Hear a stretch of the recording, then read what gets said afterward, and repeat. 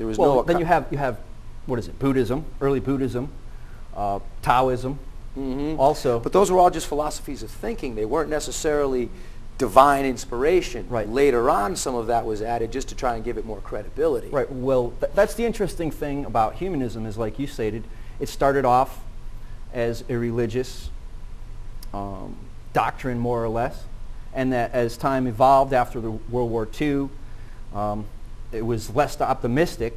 The first manifesto.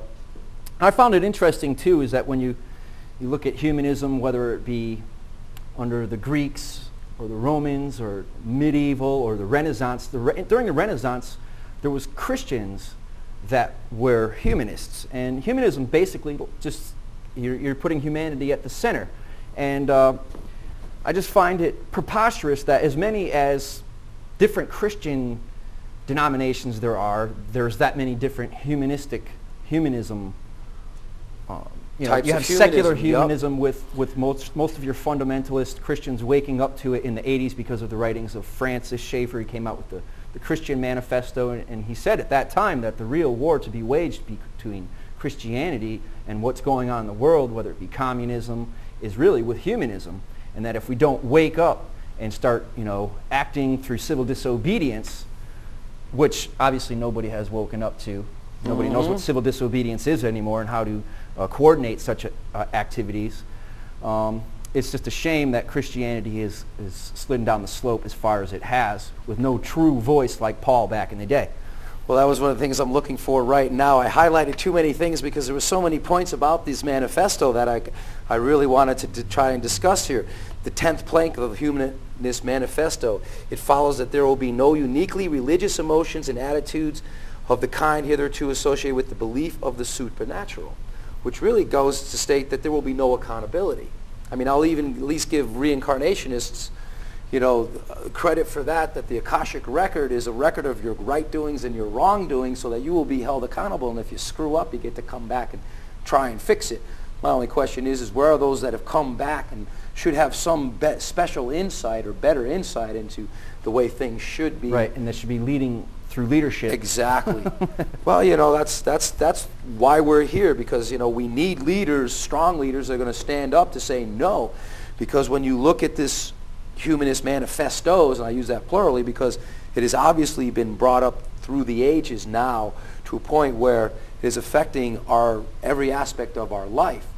Instead of having freedom of religion, we have freedom from religion, like what happened in the Alabama courthouse, moving of the Ten Commandments a few years back.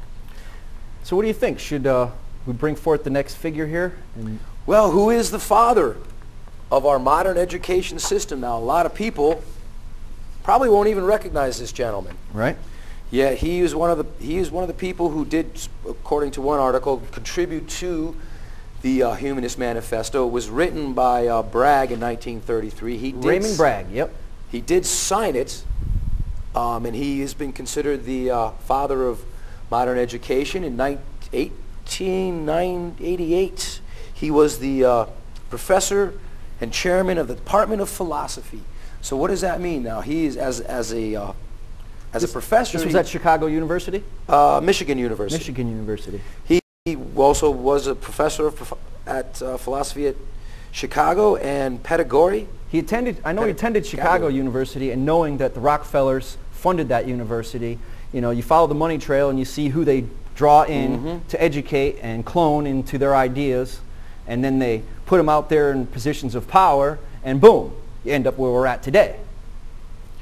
So I mean, this is a very important figure to anybody who's concerned, to all teachers of all sorts out there, whether it be in the church or secular. I mean, the thing is that the teachers out there are so overloaded with different programs that they need to be involved with that they have no time to research the origins of their own education system. So and they're going to be overloaded even more. And because this is what brought me to wanting to do the show about education originally, was talking with our neighbor Sue, who is an educator. She's in charge of 5 classes. Yep. And she was telling me now that daycare teachers are going to be required to have master's degrees. Daycare teachers. You're talking about teaching in infants. Right. And she was also telling me about a new education program out there. It's like preschool for preschoolers. Right. You know, from the age of 15 months to 36 months, these kids are being jammed full of... Indoctrinated? Oh, yes, absolutely, because, you know, she was telling me, and I thought this was very interesting, and I can really see Lucifer's hand at work once again, because she was saying how that children between the ages of 15 months and 36 months are at the most influential points of their lives. Indeed. Where the parents can influence the children very dramatically. So why now is it becoming part of the education curriculum that we are taking the children away from the parents at such a young age, where they're most formable and most susceptible to being indoctrinated into, you know, a secular society is really what it boils down to. Yep. You know, one of the things throughout all this different reading that I kept coming across was each level of this Humanist Manifesto pushed God more and more out of the picture and elevated man more and more onto himself. Right. That's basically what happened in the Age of Enlightenment. People just became comfortable with the idea that, well, you know, God may or may not be up there in heaven, you know, and so now we've come to rely on our own technology and own understanding.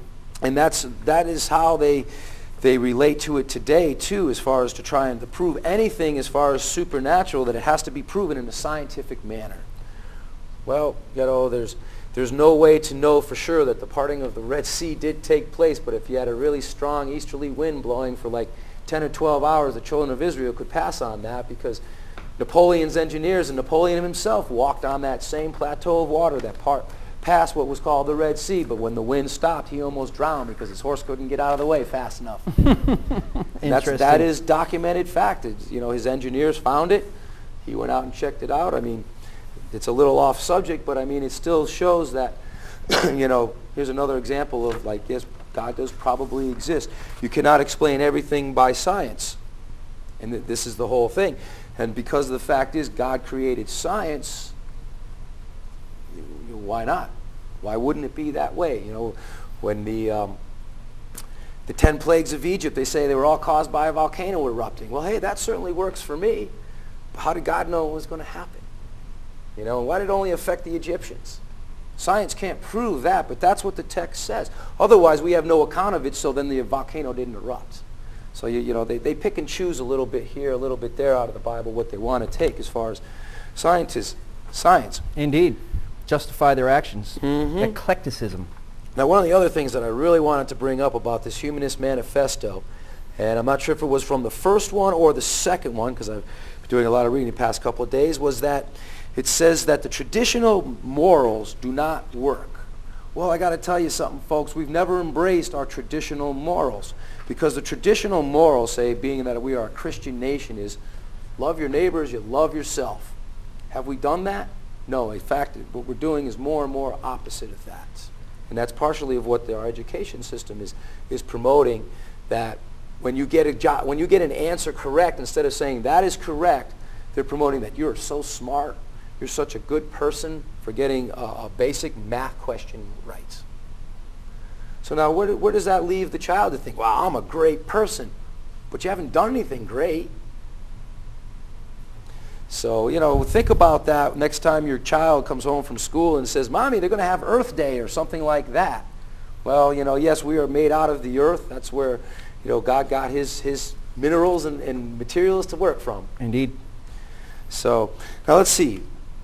We're talking about, shall we reveal the name of this why gentleman? not? Let's get on with it. Might as well.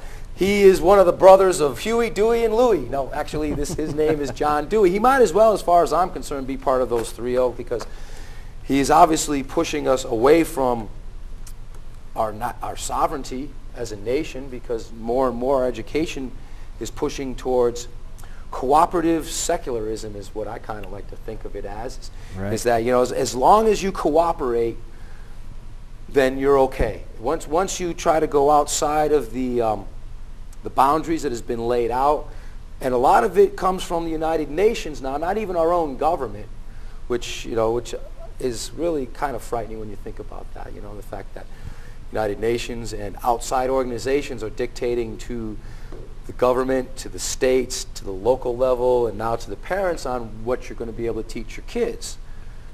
Right. I'm trying to stay away from the United Nations Convention on the Rights of the Child, but that really this is kind of the crux of the whole thing. Well, basically, your humanist perspective of what the government is good for is that supposedly, according to the humanist perspective, you know, government is